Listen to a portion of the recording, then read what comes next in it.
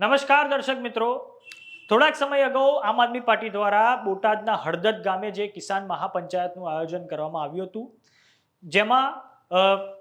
Police અને ખેડૂતો વચ્ચે ભારે ઘર્ષણ થયું હતું અને હવે પોલીસે રાજુ કરપડા, પ્રવીણ રામ સહિત 85 લોકોની સામે ગુનો નોંધીને આગળ તપાસ હાથ ધરી છે અને તેમાંથી 65 લોકોની તો ધરપકડ કરી દેવામાં આવી છે. તો હવે આ સમગ્ર મામલે ભારતીય કિસાન સંઘ પરિસંઘ સિફા દ્વારા એક નવા આંદોલનની ચીમકી ઉચ્ચારવામાં આવી છે અને તેમના દ્વારા હવે એક પત્ર જે છે તે મુખ્યમંત્રી ભૂપેન્દ્ર પટેલને સાથે જ વડાપ્રધાન નરેન્દ્ર મોદીને અને કૃષિ મંત્રી રાઘવજી પટેલને એક પત્ર લખવામાં આવ્યો છે અને તેમાં તેમના દ્વારા એક નવી ચીમકી ઉચ્ચારવામાં આવી છે કે જો બોટાદમાં કિસાન મહાપંચાયતમાં ખેડૂતો પર જે કેસ થયા છે, ખેડૂતોની જે ધરપકડ થઈ છે, જો તેમને છોડવામાં નહીં આવે તો એક નવી જગ્યાએ હવે મહાપંચાયત એટલે કે એક નવી સંયુક્ત ચિંતન બેઠક ખેડૂતોની ગાંધી ચિંધ્યા માર્ગે કરવામાં આવશે અને આ પત્ર તેમણે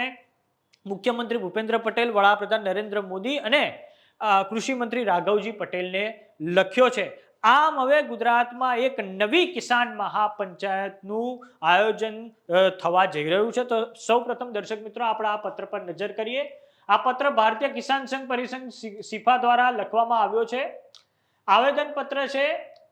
ભૂપેન્દ્રભાઈ પટેલ મુખ્યમંત્રીશ્રીને. વિષય જે છે બોટાદના હળદદ ગામે કિસાન મહાપંચાયત ખાતે ખેડૂતો અને પોલીસ ઘર્ષણ થયેલ હોય, જેમાં ખરેખર નિર્દોષ ખેડૂતો હોય તેમના પર ખોટા કેસો ન કરવા અને છોડી મૂકવામાં આવે, અન્યથા ખેડૂત સેવા સંગઠન ગુજરાતના માધ્યમથી ગાંધી ચિંધ્યા માર્ગે સંયુક્ત ખેડૂત ચિંતન બેઠક બોલાવવામાં આવે. તો હવે જોઈએ કે આ જે પત્ર જે છે તેમાં આગળ શું લખવામાં આવ્યું છે. આગળ લખવામાં આવ્યું છે કે જય ભારત સાથે આપને જણાવવાનું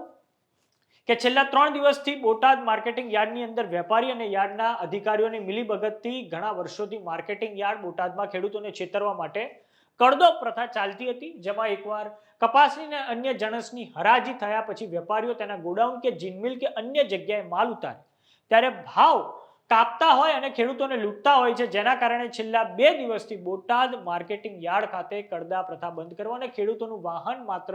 યાર્ડ સુધી જ માલ પહોંચાડશે એ પ્રકારની 2 માંગ હતી, જેમાં બોટાદ માર્કેટિંગ યાર્ડના પ્રમુખ દ્વારા બંને માંગણી લેખિતમાં માંગ સ્વીકારવામાં આવેલ ન હોય, જેથી કરીને ખેડૂતો 2 દિવસથી ગાંધી ચિંધ્યા માર્ગે ઉપવાસ ધરણા કરતા હતા, જેમાં 2 દિવસ સતત 500 કરતા વધારે ખેડૂતો અને ખેડૂત આગેવાનોને માર્કેટિંગ યાર્ડમાં બંદી બનાવવામાં આવેલ અને કોઈ પણ મીડિયા કે કોઈ આગેવાનોને બોટાદ માર્કેટિંગ યાર્ડમાં જવા દેવામાં ન આવતા હતા, જેમાં ખેડૂતોને પાણી, જમવાનું અને કોઈ સુવિધા પણ નહોતી આપવામાં આવતી, જેથી કરીને ખેડૂતોમાં જે છે તે રોષની એટલે કે ગુસ્સાની લાગણી ફેલાઈ છે અને બીજા દિવસે બોટાદના હળદદ ગામ મુકામે તારીખ 12-10-2025 ના રોજ હળદદ મુકામે કિસાન મહાપંચાયત હોય, જેમાં ખેડૂતોની માંગને લઈને ગાંધી ચિંધ્યા માર્ગે આંદોલનને આગળ ધપાવવાની વાત વચ્ચે પોલીસ અને ખેડૂતો વચ્ચે ઘર્ષણ થયેલ, જેમાં 170 જેટલા ખેડૂત અને ખેડૂત આગેવાન રમેશભાઈ મેરની અટકાયત કરવામાં આવી છે, જેમાં પોલીસ પ્રશાસન સંપૂર્ણ તપાસ કરીને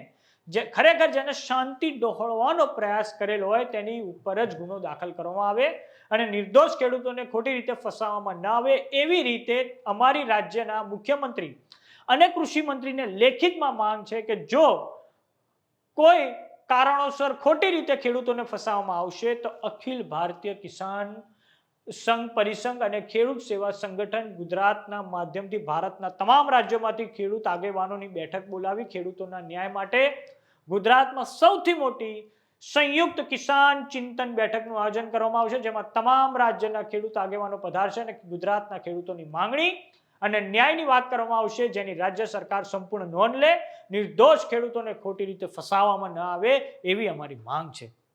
નકલ રવાના નરેન્દ્ર મોદી, વડાપ્રધાન શ્રી ભારત, રાઘવજી પટેલ, કૃષિ મંત્રી શ્રી ગુજરાત, કલેક્ટર સાહેબ બોટાદ અને જિલ્લા અધિકારી શ્રી બોટાદના અન્ય જે અધિકારીઓ છે તેમને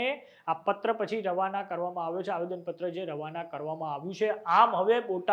બોટાદની માર્કેટિંગ યાર્ડમાં જે કડદા પ્રથા જે ચાલી રહી છે તેનો મુદ્દો હવે ક્યાંક ને ક્યાંક વધારે ગરમાતો જાય છે. આજે તો પોલીસે રાજુ કરપડા, પ્રવીણ રામ સહિત જે 85 લોકોની સામે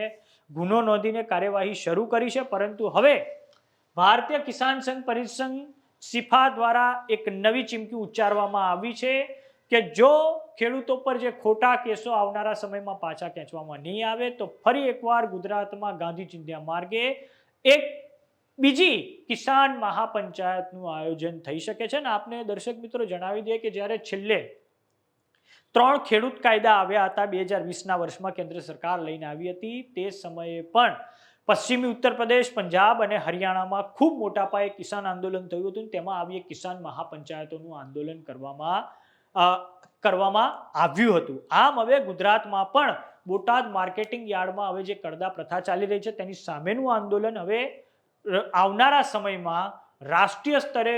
ના ફેલાય તો એ રાષ્ટ્રીય સ્તરે ફેલાય તો એ સંભાવના આપણાથી નકારી નહીં શકાય. કારણ કે જે રીતે હવે ભારતીય કિસાન સંઘ પરિષદ દ્વારા જે ચીમકી ઉચ્ચારવામાં આવી છે કે હવે આવનારા સમયમાં જો ખેડૂતો પર ખોટા કેસો પાછા ખેંચવામાં નહીં આવે તો એક ગુજરાતમાં રાષ્ટ્રમાંથી સમગ્ર જે જગ્યાએથી ખેડૂતો આવશે ને એક ગાંધી ચિંધ્યા માર્ગે કિસાન મહાપંચાયતનું આયોજન કરશે. તો આ બાબતે તમારું શું માનવું છે અમને કોમેન્ટ બોક્સમાં લખીને જરૂર જણાવો. જો તમે અમને યુટ્યુબ પર જોઈ રહ્યા હો તો સબસ્ક્રાઇબ કરો, જો તમે અમને ઇન્સ્ટાગ્રામ અને ફેસબુક પર જોઈ રહ્યા હો તો ફોલો કરો. સાથે જ અમારી વોટ્સએપ ચેનલ આવી ગઈ છે, જોઈન કરવાનું ના ભૂલતા. નમસ્કાર.